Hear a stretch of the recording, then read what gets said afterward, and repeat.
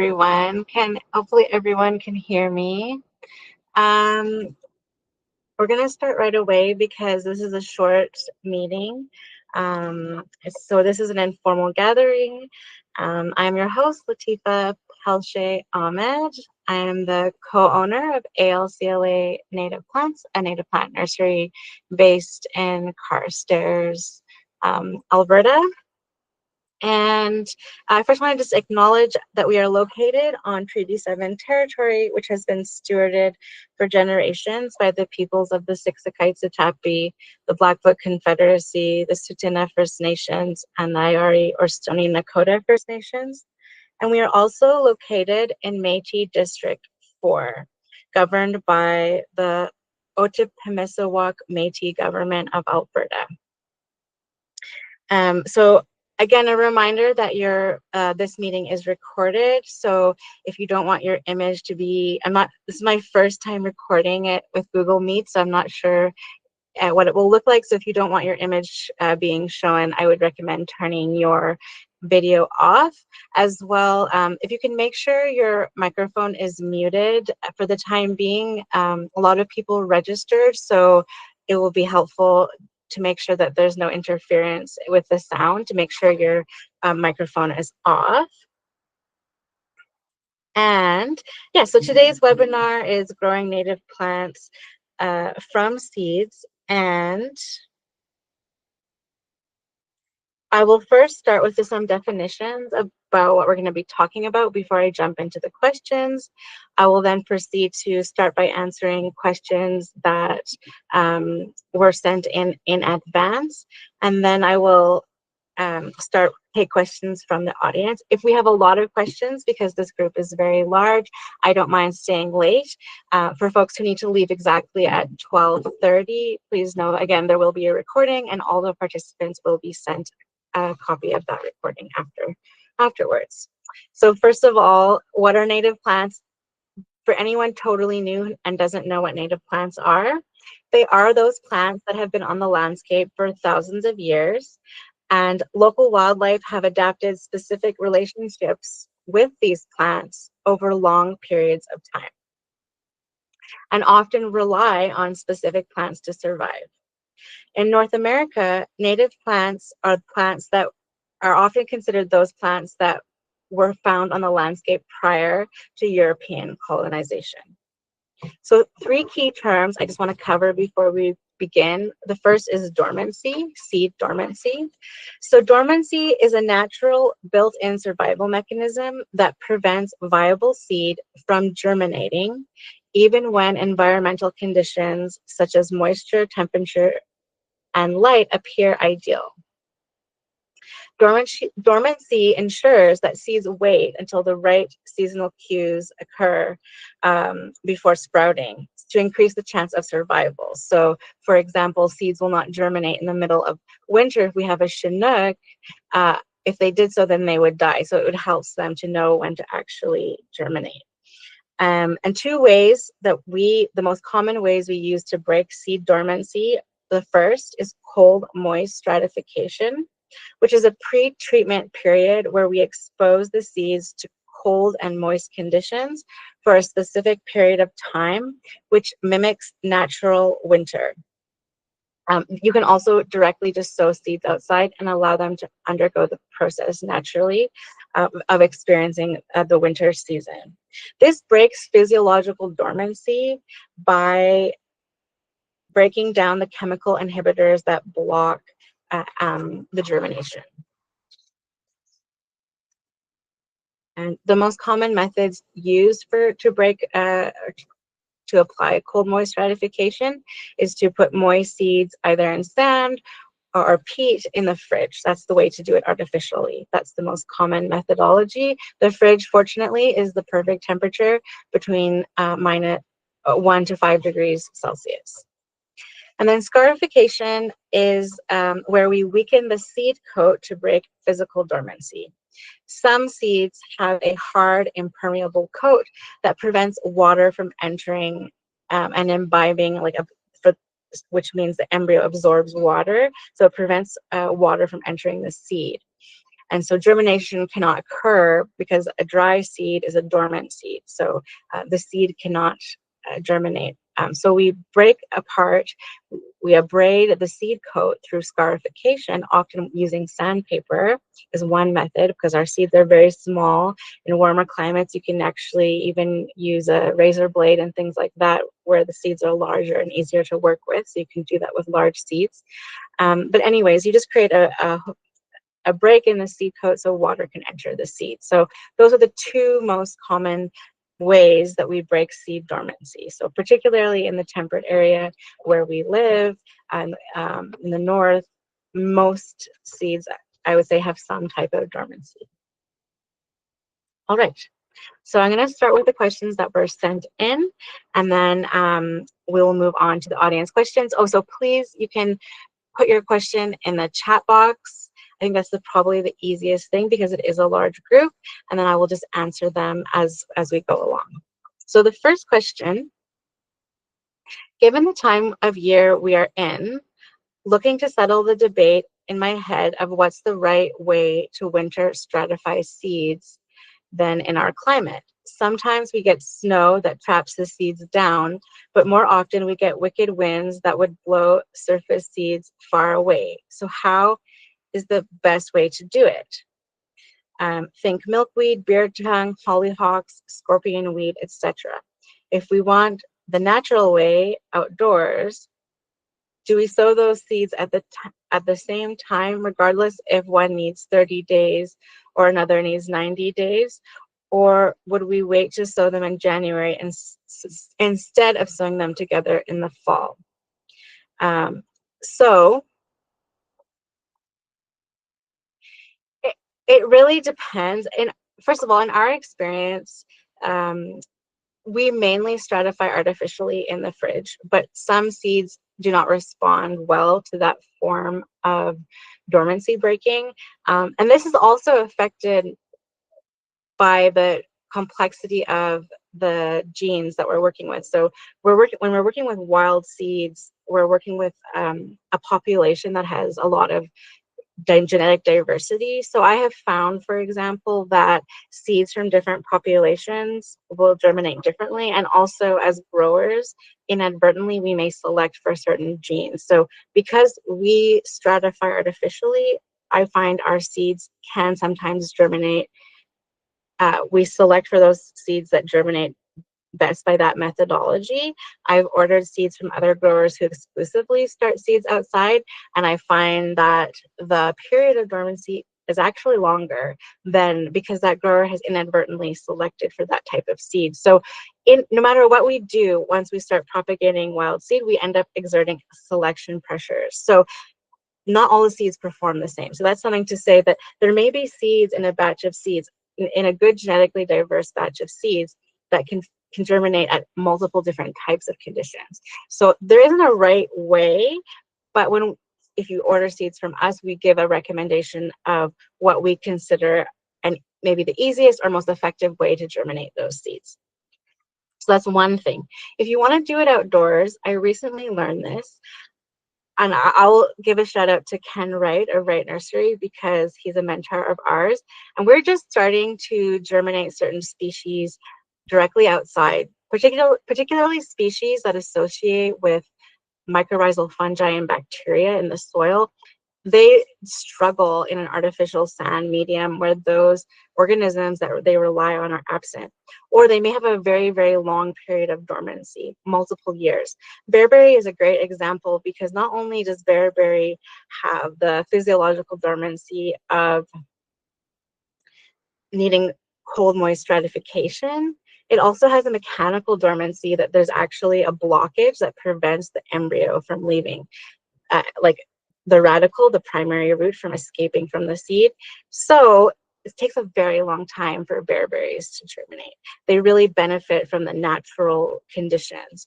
So as a result, we've started an outdoor seed bed, and so that's a long-winded explanation, but we're using sawdust. So if you can use a fine material, not a heavy mulch, that's not, I don't think that will be effective, but using a fine material. So we're using sawdust to help keep the seeds in place and prevent them from blowing away by the wind and being less attractive to wildlife. We also plant in little furrows. So we dig little trenches where we sow the seed in, again, to help water pool in where the seed is and to prevent them from washing away, to keep them concentrated. So those are some ways to keep the seeds in place. If you are sowing any seed that needs cold, moist stratification, you can sow them in the fall. You don't have to wait until January. And it may be easier to start in the fall or when the ground is not frozen. So you can do exactly as I said. If you're sowing on the ground, create a furrow. If you're just sowing in a pot outside, you could sow it later in January or March. So for example, milkweed, as the question suggests, has a short dormancy period, 2 to 4 weeks. You don't need a long period of time. So sowing milkweed outside early in the spring when it's still cool, so late March, early April, would be sufficient to trigger germination. So you don't necessarily have to leave the seeds out so long. And that can be an advantage because for sure, wildlife could eat the seeds or environmental conditions can affect the seeds, but there isn't a problem with sowing them earlier either. They're not going to germinate. If you sow them in October, late October, they're not going to germinate in the middle of November. The seeds are smarter than that. So it's okay, like they will wait until the appropriate time. So there is a lot of complexity there. And when we say 30 to 90 days, that's really, again, through artificial stratification, we have determined the minimum amount of time required for the seed to germinate. Next question. Any tips for germinating thalictrum? So the common name for those are meadow rue. Meadow rue is in the Ranunculaceae, the buttercup family. I would say the buttercup family is one of the most difficult families to germinate. So some of our favorites like delphinium, prairie crocus, columbines. I would say columbines are the easiest to work with in that group. Canada anemone, an extremely difficult seed to germinate, one of the most difficult species we have. I don't know what's going on with that seed. And there's a lack of scientific research on our native species, unfortunately. So I don't know why. There isn't good data to explain why. Why is it so difficult? Most likely, the dormancy is very complex. There are many, many factors that affect dormancy, and each species has unique factors. So nonetheless, my recommendation for the entire family, Ranunculaceae, sow fresh seed. Fresh seed collected the previous season will always work the best. And there are certain species like the clematis, we won't sell that seed, after a year has gone, or the viability will decline. So we'll put them on 50% or something by the year 2. So you'll get some germination. Blue clematis, not only will it not germinate after 1 year, or it will germinate poorly, and the vigor is poor. So that's another factor to consider, because it's one thing to germinate a seed, it's another to look at the vigor of the seedling. So the family Ranunculaceae viability, so the ability for a seed to germinate, and vigor seem to, depending on the species, drop off very quickly after the first year. One thing you can do is put your seed in the fridge, and we are storing more seed in the fridge, and we're working as a very small business to get more and more fridge space so that we can guarantee that these species last a long time. So in brief, sow from fresh seed if you can, but I do find with my experience with thalictrum is they will germinate if the seed is older, but the dormancy seems to increase. So first of all, you need cold, moist stratification to germinate thalictrum. Fresh seed, some seed will germinate in year 1 more, and then the rest of the seed will probably germinate in year 2, and some will germinate in year 3 if you're doing artificial stratification.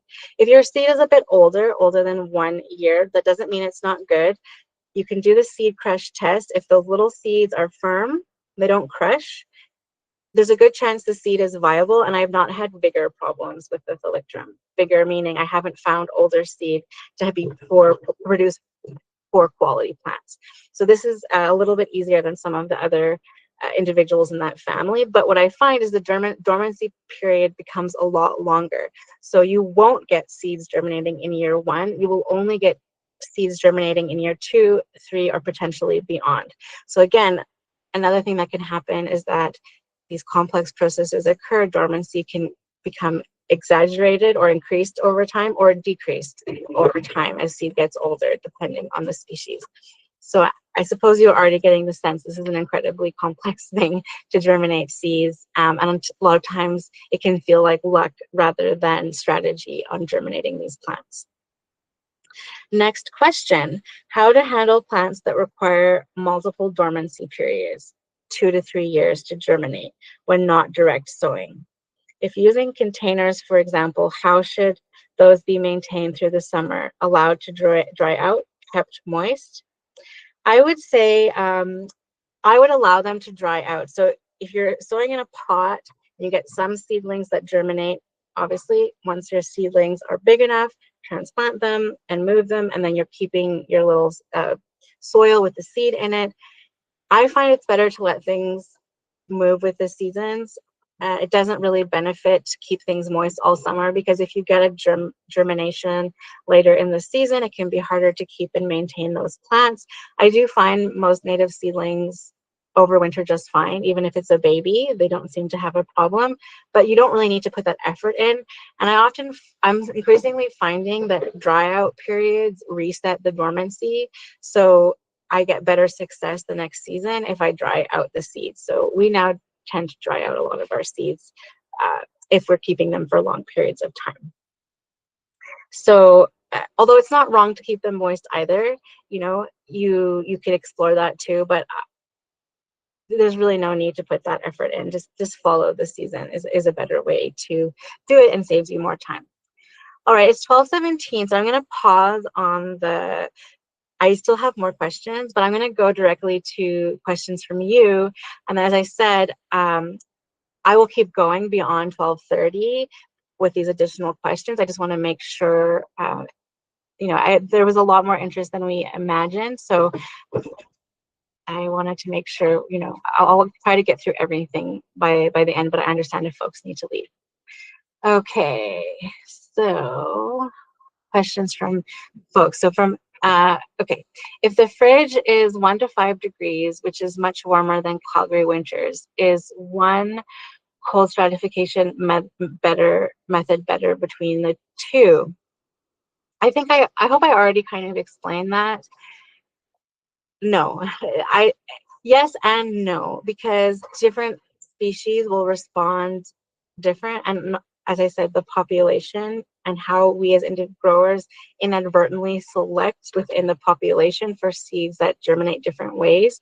So ultimately, because we grow most of our seed from using cold moist stratification, and if you're struggling with outdoor sowing, you might want to try the artificial method, because as growers, that's our primary methodology, and we may invariably select for that, because we don't always collect our seed directly from the wild.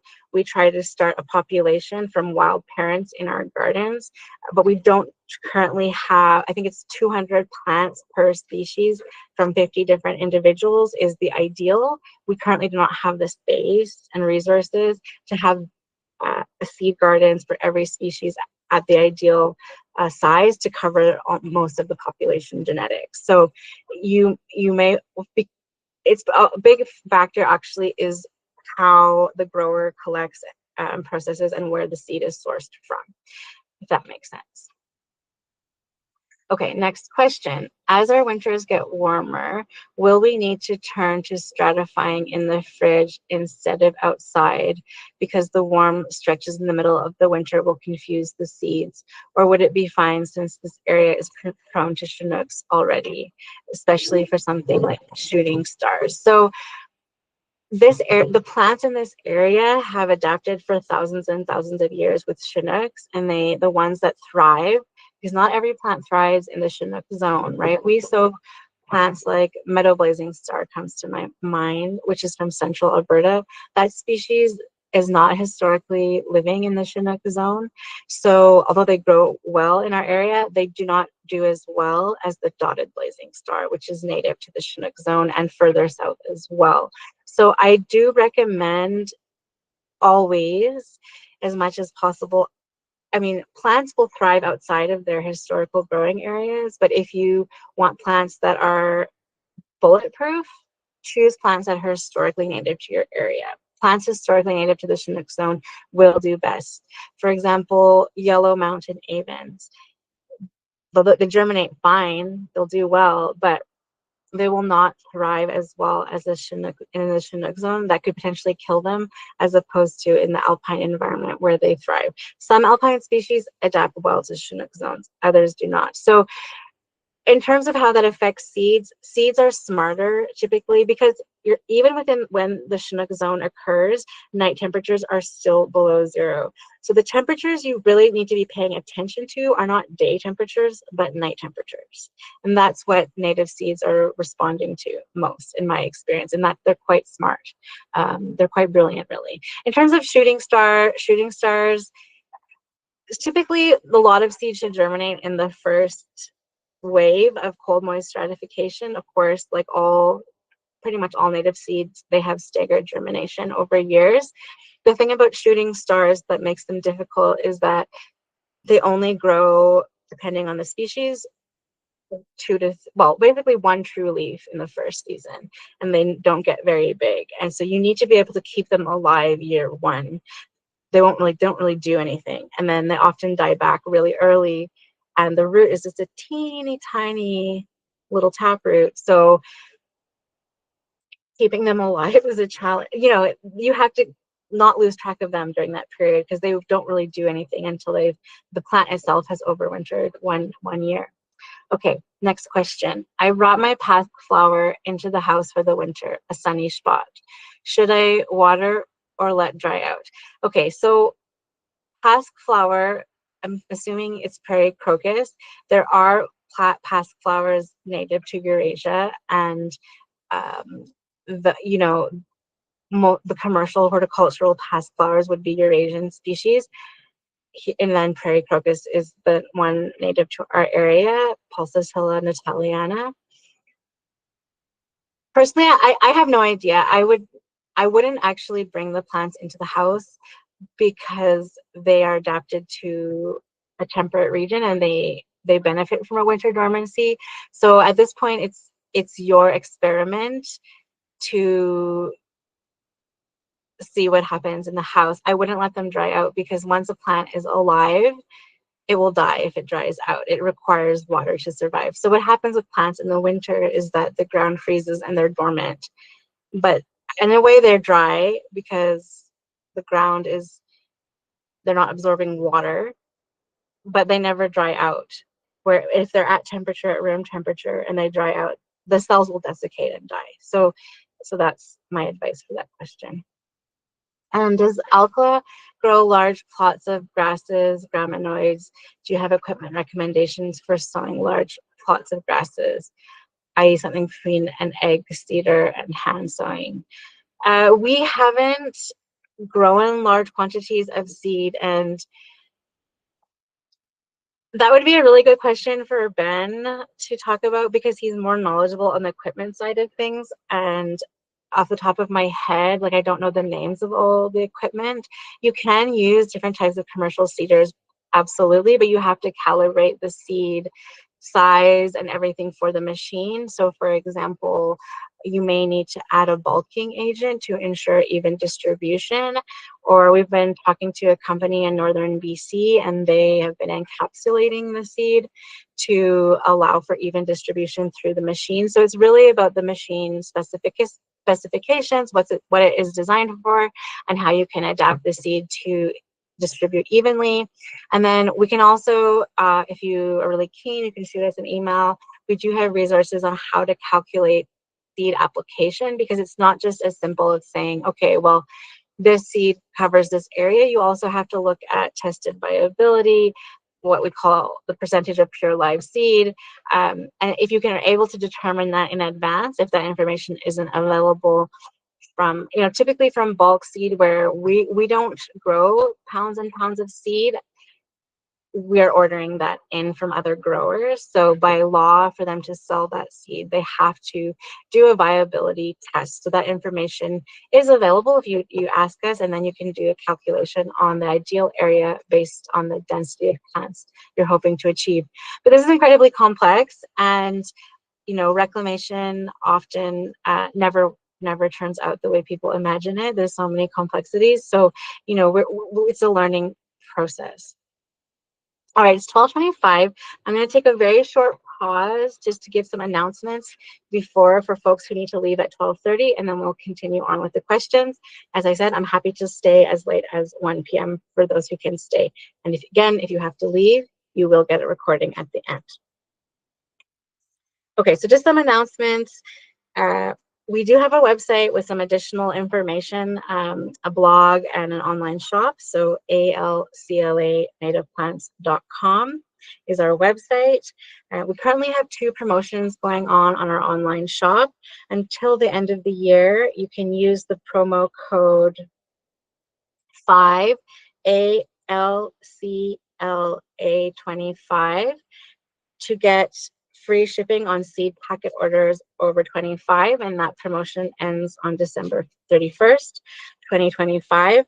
And until November 28th, we have a promotion on free shipping on orders over $100. So if you're interested in buying the pounds of seed or silica sand, we're now selling silica sand for cold moist stratification, as well as books.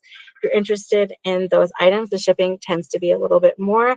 So you can get a promo code as well by signing up on the newsletter to get free shipping on orders over $100. So that's again, the newsletter will be on our website.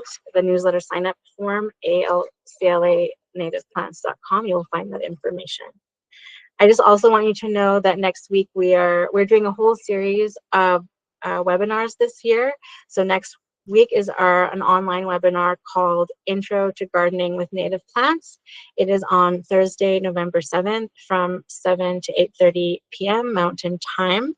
This is a ticketed event as well, and there is a sliding scale fees associated with this one, and we will be covering the basics of gardening with native plants to create a thriving, low maintenance and biodiverse garden at home.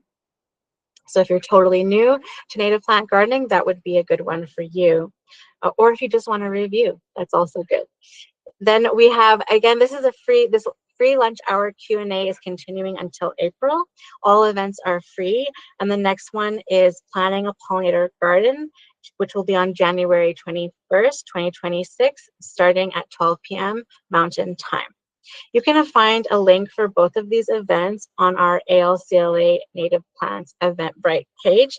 You will also receive updates if you join the newsletter and reminders.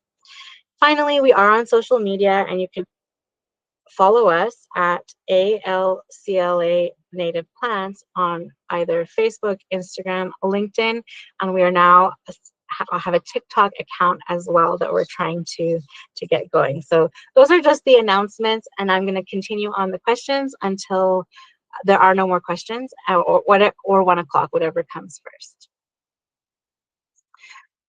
Okay, so the question I continued, recommendations for small growers.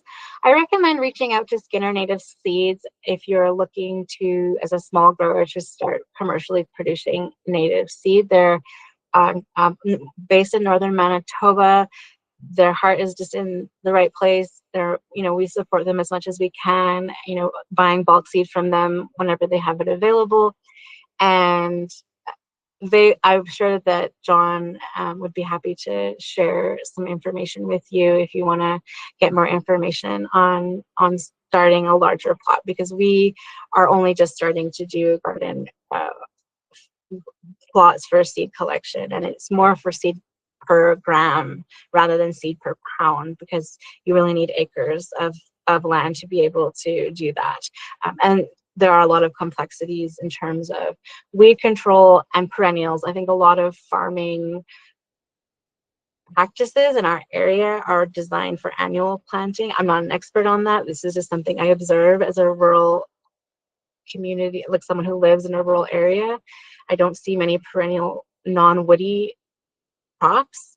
So there's a lot that goes into that. So that, I don't want to keep going on that. I'm not an expert. I'm just sharing information I've heard.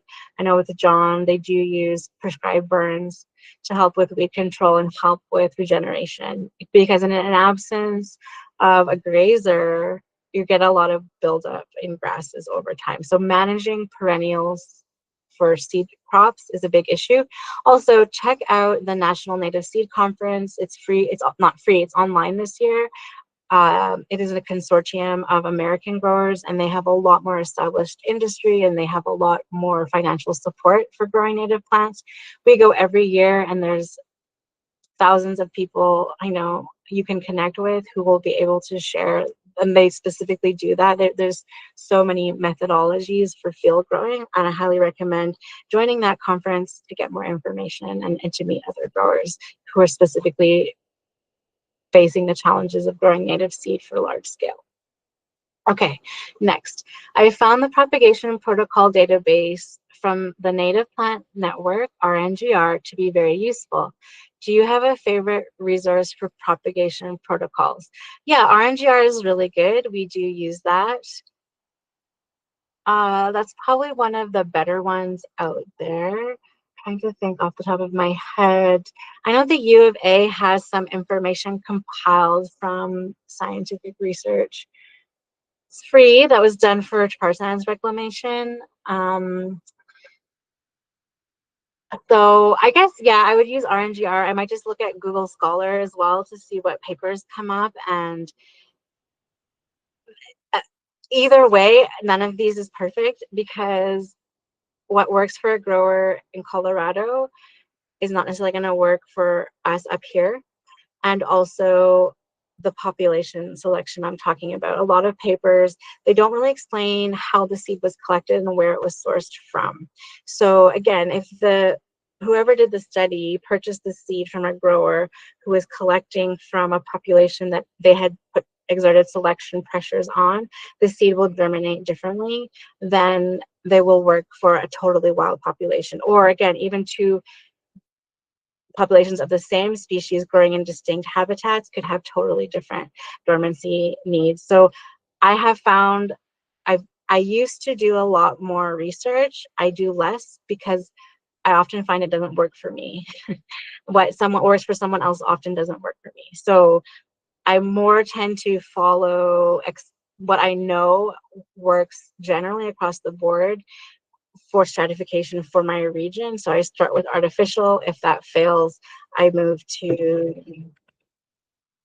outdoor seeding. But most importantly, I follow the key principles of having good quality seed and fresh seed.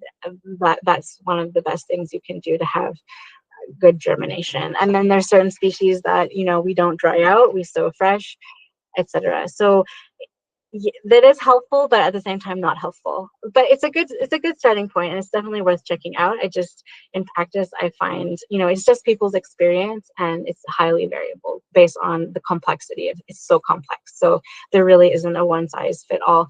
Another thing to look out for is even peer reviewed studies.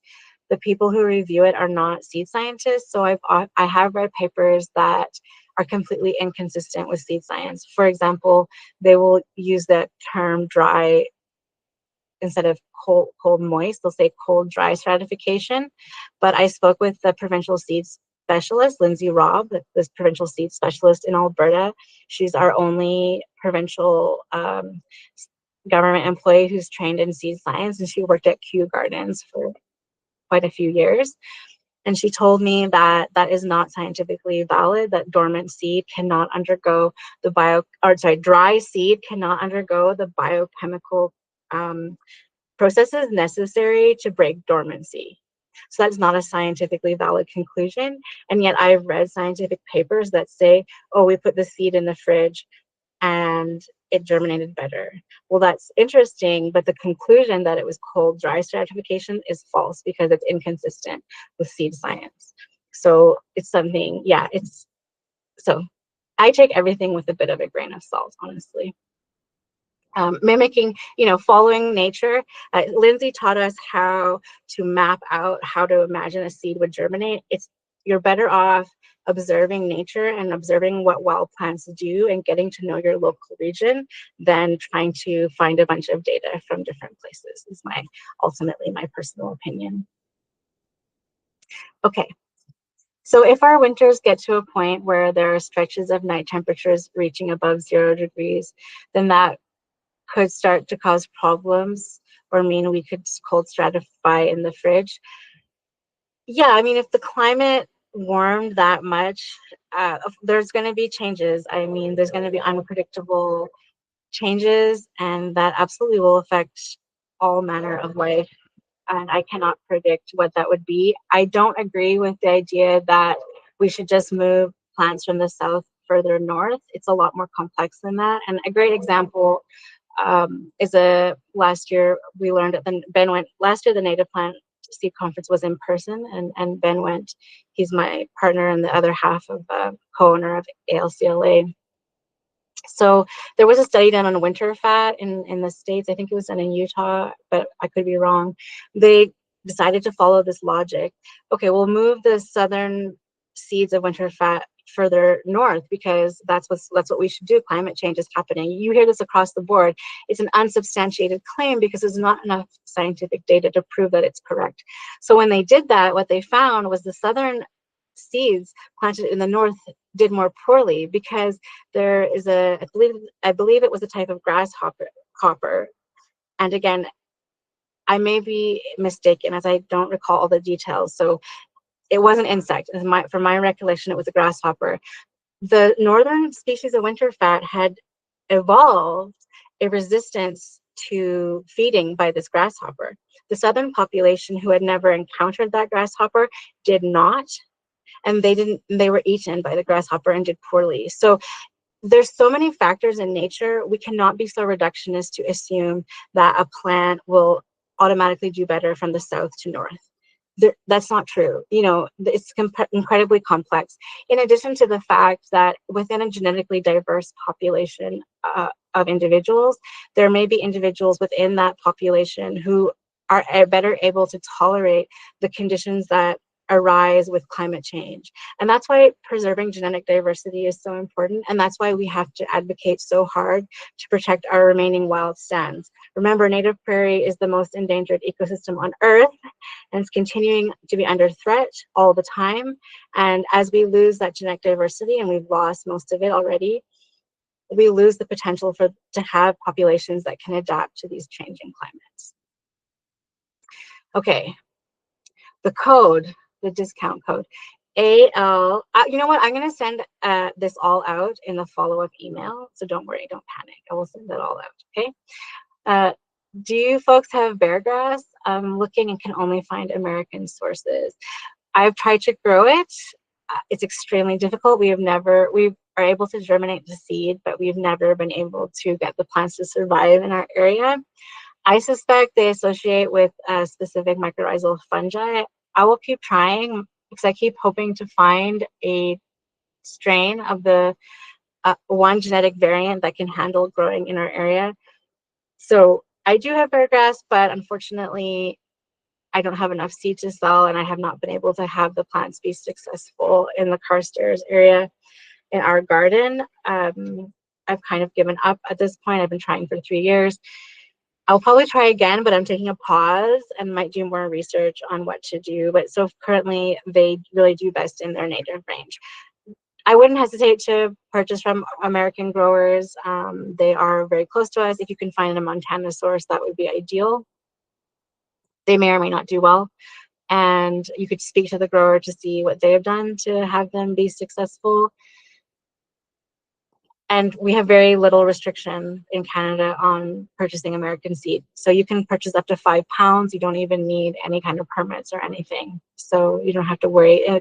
It's quite different the other way around. There's a lot of restrictions for the Americans to not restrictions, but there are barriers for them to import Canadian seed. But for Canadians to import American seed, there's no problem with customs. So I would just try an American grower. Maybe they have figured out how to do it. Ask them and let me know. I'd be very happy to know, because bear grass is a beautiful plant, although they do take 7 years plus to flower from seed. But they are gorgeous. I love them. Okay, do you store seeds dry in the fridge prior to cold moist stratification? Yes, that's my goal. Currently, not all our seeds are stored that way because of capacity and so forth, but I'm working towards that goal. Fridge is ideal. Freezer, less so.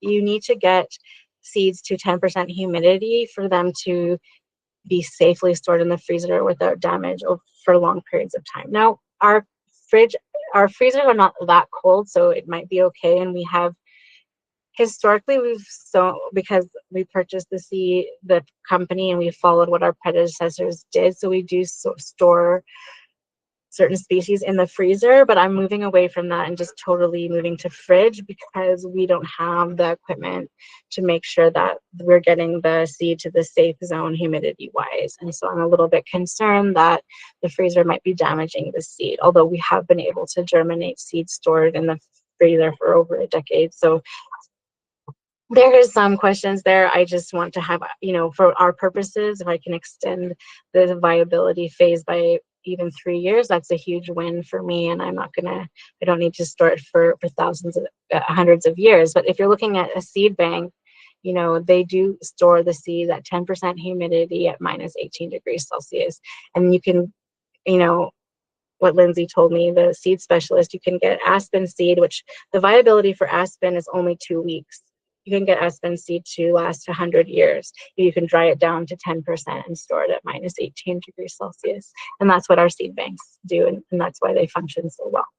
But no, this only works for orthodox seeds. So for recalcitrant seeds, which can be some wetland seeds, I'm not an expert on our wetland species, but most species in the tropics, think about your avocado seed or your mango seed, you cannot, once you dry those seeds, they're dead. So on a global level, seed banks are not sufficient. Conservation is the most important, because most plants on Earth are not orthodox, despite that northern bias of the name orthodox. Most seeds on Earth are recalcitrant, and those plants do need our support and advocacy to continue for future generations. Some sources will recommend soaking seeds prior to sowing. Would you soak prior to sowing outdoors when it will freeze, or is that a process better for when germinating indoors? Yeah, for certain species, I do soak the seeds, especially if there might be germination inhibitors in the seed. So particularly the carrot family, the Apiaceae, I find, I read a paper, so that's where a paper has been really beneficial. Like other scientific research showed that, I think it was carrots, it was something pretty straightforward, had some kind of compound that inhibited germination. And I now pre-soak and change the water, and I've had success. A really good success that I'm happy to brag about is we did get Yampa, wild carrot, to germinate, which is, I don't know, most people have never seen it outside of the Blackfoot Reserve, the Ghana Reserve. I think it's because of overgrazing in remnant prairie, because many plants that reproduce by seed that are loved by cattle, if the land isn't left fallow, like left to rest for a few years, I think eventually plants that reproduce only by seed eventually go extinct over time. And so, yeah, most people have never seen this plant, but it used to be that in the old days, the Blackfoot people would carry these along the waterways, and everywhere you would find wild carrot, and it's delicious. They taste just like carrot times 10. They're so amazing. So, my friend William Singer III at Beat Sumaka gave me some seeds from his land, and I was able to get them to germinate through this methodology of pre-soaking, whereas he had given the seeds to the Lethbridge Field Station, and they've never been able to germinate the seeds. So in certain cases, pre-soaking and changing the water is beneficial, but you do need to try and figure out when that's appropriate and give that a sense. Other than that, I don't really pre-soak. I've never really found that necessary. In terms of for legume seeds, you might see if you buy commercial peas or beans, oh, pre-soak the seeds. Well, that's because those seeds have been domesticated to have such a thin seed coat that they do not require scarification. Wild seeds won't be effective. So yeah, it really depends. Soaking seeds for scarification is not scarification. That only works for domesticated seed that have a very thin seed coat. 3, how do you approach potential hybridization between species and collecting those seeds? E.g., various native asters will hybridize, flax might hybridize with non-native flax. Do you have a minimum spacing between certain plants or avoid growing certain species? So I've never had an issue with asters hybridizing. To my knowledge, I've never seen intermediaries with mixed characteristics. We do have hybridization with violets. That is really difficult to maintain the purity of Viola petitifida, crowfoot violet, because that's an extremely rare species. I don't have access to a wild stand. I mean, I could go. I've been wanting to go. There's a population in Hand Hills, but it's a big, it's like 2-day excursion. I mean, I need to get permission from the province to drive in, I think, to collect new genetically diverse seed.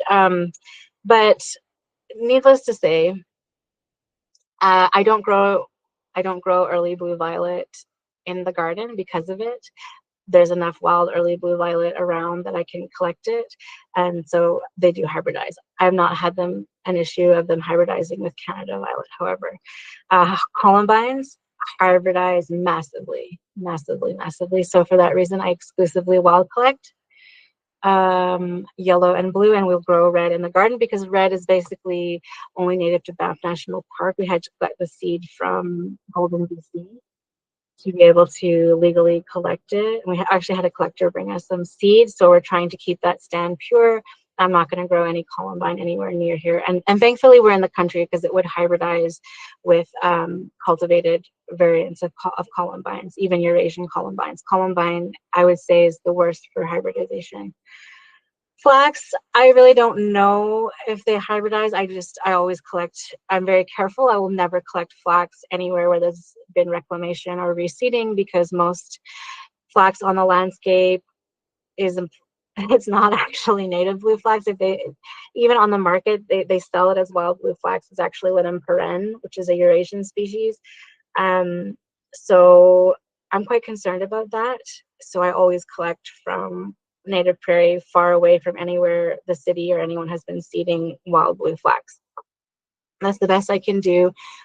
They're very, very similar. And I personally actually haven't keyed out Linum peren versus Linum Louisii. So I wouldn't know what I'm looking for in terms of mixed characteristics. But there are recommendations on distances between species that can hybridize. That's not something I'm an expert off the top of my head, but I know there is research and data on that one could look up. It probably depends on different factors, like how far the pollen can move and how pollinators impact it, because pollinators have a big impact on hybridization. Okay. Okay. There's a few more questions people sent in. I apologize because those ones were sent in advance. So let's finish these up before 1. I'm curious about cold stratifying. Don't overseed because some will die. Do we artificially do it in the fridge? But I've had mold issues before. So for a lot of those that need it, it's what's a more foolproof way. So first of all, good quality seed shouldn't go moldy. There's only 2 reasons why the seed is gonna go moldy. It's too wet, so you put too much water, or the seed is poor quality. Now, we always test and grow our seed and make sure that it's good quality. But if you ever got seed from me and it wasn't too wet, I shouldn't, I know our policy is no refunds, but if you ever found that the seed was very poor quality, let us know. We'll send you a new packet. But, if it's going moldy and it's not too wet, and the sand should not be sticking together. That's too wet. You're going to kill your seed, and that's why it might be going moldy. The sand when you're moist, cold, moist stratifying should be loose. It should just be slightly moist, like feel moist to the touch, but not be wet, because that will cause the seed to be unable to breathe and it will rot out, because even seed, it's respirating at a very slow rate. So yeah, what I would recommend if there's a long period of time is put your seeds in your sand and make sure it's not too wet. And if you're getting mold, now this, okay, I say this, but sometimes mold isn't bad. So some species can get mold growth on them for various factors, but the seed is still intact. So check the seed. Like, I like to always squish my seeds. If it's really squishy, if all your seeds are really squishy, the seed is rotting. If the seeds still feel firm, that might just be a natural fungus that was on the seeds or whatever. And I have had seeds that have mold in them that still germinate fine. But overall, like generally speaking, mold tends to be an indicator that there's some either unviable seeds or dead seeds in the batch, so they're because seeds are very strong at resisting mold, but mold isn't inherently wrong. And sometimes I even find mycorrhizal fungi attaching itself and growing in the bag. So it's not perfectly sterile conditions. A healthy seed is able to withstand coexisting with fungi. So there's a balance there. I should say that before I give this broad sweeping claim. Okay, we'll give you all, that's why we say no refunds, because we recognize that there's so many factors. But again, if you genuinely believe we gave you poor quality seed, please let me know. That is something we do not want to do, and we will support you through that for sure. And yeah, so anyways, so once your seed starts germinating, take out some germinants, and then I recommend drying out your seed and then re-moisten it closer to when the next germination wave would be. So if it's a 30-day stratification, let's say you sowed it, you moistened it in March, imbibed the seed, put it in the fridge for 30 days. You take the seed out of the fridge and you notice, oh, there's 5 seeds germinating. So you plant them. And then you can dry out the seed because you still have 50 seeds in there. Dry out the seed and then keep it in the fridge. Just keep it in the fridge. Dry in your little plastic baggie. And then next March, re-imbibe it and do it again. And then just keep doing that process until there's no seed left or the remaining seeds are squishy, because there's always going to be a few individuals that maybe are empty or sometimes the embryo doesn't form properly, right? It's wild seed. You're never going to get 100% of the seed that's perfect. And that's not what we're trying to do. We're just trying to we test our seed, we make sure that we can germinate it, and then we make it available to folks. Or it's very, very fresh seed and it's a species we understand and have reliably grown, and we make sure that that's what we sell out to folks. So where was I going with that? I'm going I had a thought there and it went out of my head, but yeah, so what you might end up with is 5 seeds or 10 seeds at the end that were empty, or as I said, the embryo was poorly formed, because if the mother plant doesn't have enough nutrients, if the mother plant gets stressed out because of drought, or the climate's been going really wonky, then she may not be able, I know I'm gendering the plant, but they're not male or female, but sometimes I call them she just because I like them, they're my friends. But she might not be able to give her babies the best food possible because of those conditions. So those 10 seeds left over at the end, they may even feel firm, but they're not germinating, and it might be because, yeah, there's a problem. Sometimes seeds are born deformed. They're not successful. So that's where, studying seeds gets even more complex, and you can cut open a seed and start studying it and looking at how the structures inside form using different types of dyes and things like that, which I've never done, but which would be fun thing to do one day. Okay, any success with shortening stratification requirements, particularly for those that require double dormancy? No, absolutely not. Seeds that have their own I would like to say, I mean, you can argue with that if you wish, but they do what they want, and we just we're at the whim of nature. We don't tell nature what to do, and that's how it works. And there's no way around that. There's no magic.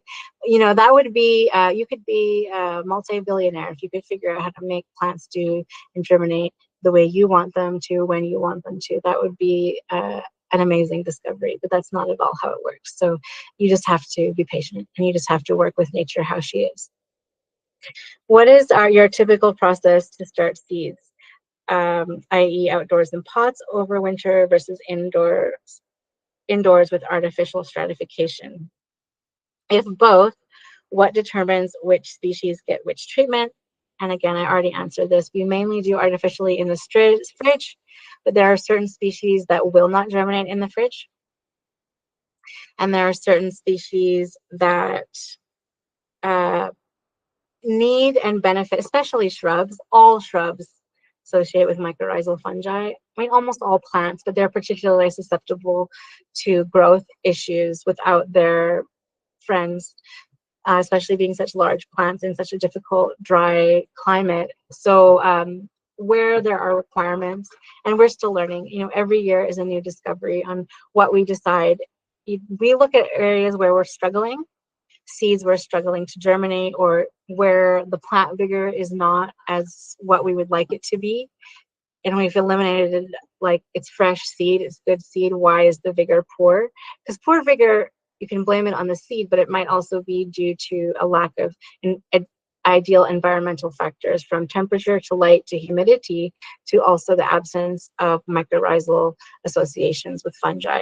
We do sometimes bring in wild soil, mix it in with our artificial medium to support individuals that may benefit from that wild mineral soil and the microbes therein. That's just like, it's like magic. I don't understand what I'm doing. I'm just like throwing stuff in a pot and mixing it and seeing what happens. That's that. And I should say, we've talked a lot about stratification, but just as a reminder, scarification is easy. It's a big one. Any plant in the geranium, legume, or our mallow family, anything in those three families all require scarification. So it's very easy to figure that one out. That's been figured out by science, and that's been well established. There may be exceptions. We don't know everything, but to date, that's what we know. I don't ever use acid. There's really no need for that. People claim you need it, and I don't believe that. And Lindsay Robb told me you don't actually need that. It's a misunderstanding of how seeds imbibe that makes us think that roses need scarification. Roses do not need scarification, but according to Lindsay, they take 2 weeks to imbibe. That's all. They just take a longer period, but when dry. And a lot of our seeds also actually don't require either treatment, but they need to be sown in the spring. I just wanted to add that as a final note. It wasn't a question, but asters, erigeron, in particular, like so many, most of our seeds really should be sown in the spring. There's very few you can sow in the summer. Typically, those are plants that just require scarification and can germinate instantly once the seed coat is abraded. Most seeds seem to have some type of dormancy, needing either a bit of cold or alternating day-night temperatures, but not a full-on long period of stratification in the fridge. So just something to be aware of. And there's one final question. Should I be mulching plugs that were planted in October? Location Edmonton. If yes, eco-conscious mulch ideas. You can. It's not necessary, but it can help them keep moisture and protect them from elements. You could find some local straw, for example, could be used. That could be something that's using what's already available. We've done that before, especially prairie species. They do not want a heavy wood mulch. They don't do well with that. So you could consider something like that. Maybe try to find an organic grower. So if you're concerned about pesticides, we did find when we've used that before, there were some crop seed contaminants, but I think it was like oats or barley or something, but we just pulled them out, and it was pretty easy. It wasn't too bad. So that could be one. We have used a montane mulch. before, but for small plantings, I don't really recommend that much mulch. It does help mainly with weed suppression, I think is the biggest benefit. Your area is a lot moister than us down here, so you're not going to be having the same issues in terms of dryness, I suspect. But yeah, so it's up to you if you want to kind of. So keep in mind that you have to water more with mulch as well, because it keeps water in, but it also repels water from the surface. So you have to have water more heavily when you have a mulch cover as well. So, or you can just remove it. You could also just use leaves and cover them and then pull them back in the spring. Either way, I recommend marking where your plugs are so you can find them next year. Because if they've been planted late in the season, then they're going to be little guys coming up, and they can be tricky to find. And be aware that their reemergence is staggered. They may not come up till a little later, depending on the species and what their requirements are. They don't all come up on the same day. They are all different individuals. So I recommend marking them because, you know, we do most of our planting in the fall. So I have a lot of experience with the challenges, and the challenges being sometimes just finding them, you know, in the spring after we're trying to remember where you planted them. So we do mark them and make sure you can, you know, your weeds, because that can sometimes be confusing, as weeds are our biggest challenge, I think, across the board when growing native plants. All right, so it's 1 o'clock, so I'll end it there, and you will receive a recording if you want to review, or if you, yeah. So thank you all so much for attending. This was the first edition. It was really fun, and I appreciate all your great questions, and I hope this helps you to be successful in your native plant growing. So yeah, have a wonderful, wonderful day, everyone.